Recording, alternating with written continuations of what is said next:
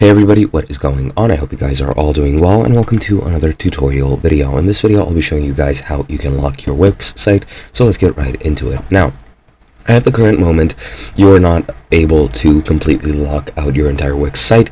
You can lock specific pages between or behind a password, so I'm going to show you how to do that right now. Once you're in the editor, you want to go into your pages, or if you're on Wix Classic, pages and menu, and you'll see the page list right over here. You want to click on the ellipses or the three dots next to any page that you want to lock, click settings, and then go into permissions. As you can see, by default everyone is selected.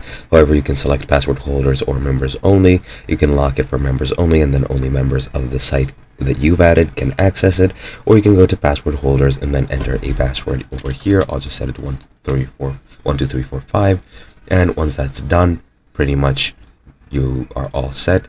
This page will now be locked, and only people who have the password can access it, and that is basically it.